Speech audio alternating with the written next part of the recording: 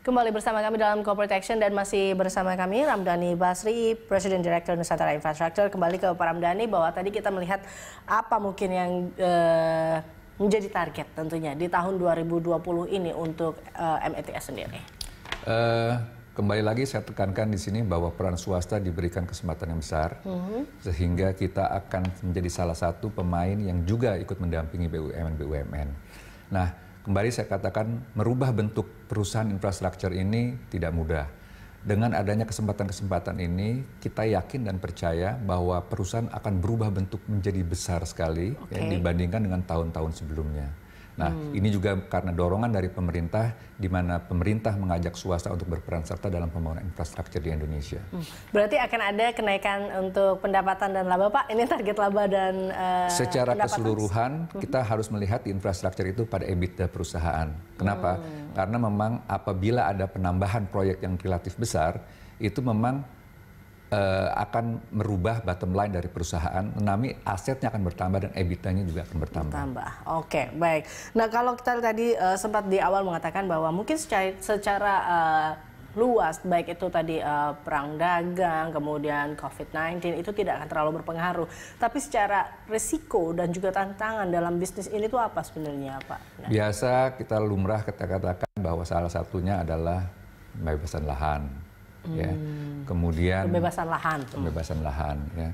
Kemudian mungkin kembali lagi seperti biasa konstruksi, ya kan, di mana kadang-kadang kita membutuhkan teknologi yang cukup baik atau canggih, ya, katakan bagaimana mengantisipasi pembebasan lahan yang sedikit, tapi diantisipasi dengan konstruksi yang baik, ya.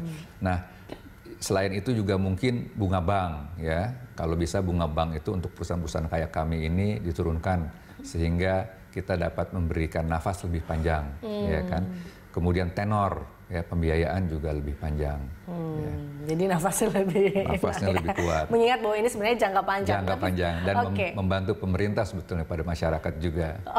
Tapi GCG sendiri yang dilakukan atau yang diterapkan oleh perusahaan seperti apa, Pak? Sekarang kita melakukan banyak hal, ya.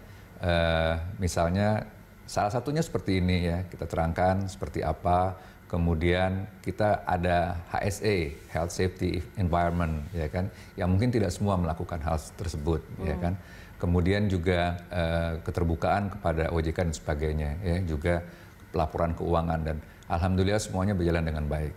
Oke, baik. Nah, kalau Anda melihat bahwa tadi dengan mungkin perbankan harus menerapkan lebih panjang lagi, tenornya juga lebih panjang, tapi adakah memang rencana di tahun ini untuk mencapai target tadi akan melakukan merger, akuisisi, atau mungkin akan mendapatkan atau mencari pendanaan lain, Pak, dari luar?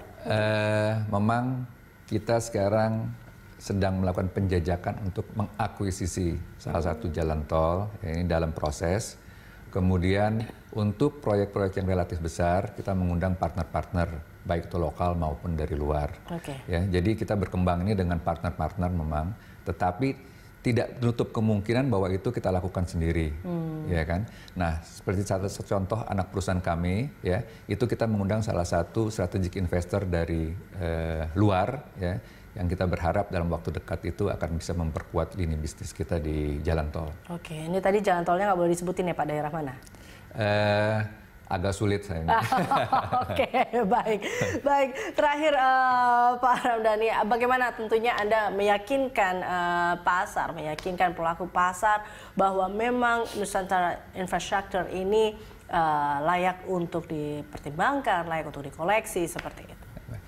Kembali lagi, infrastruktur ini kita harus lihat view-nya jangka panjang, ya, menengah panjang, sehingga kalau kita beli saham hari ini, kalau saya bicara saham, ya, kita harus melihatnya 1-2 tahun ke depan, ya.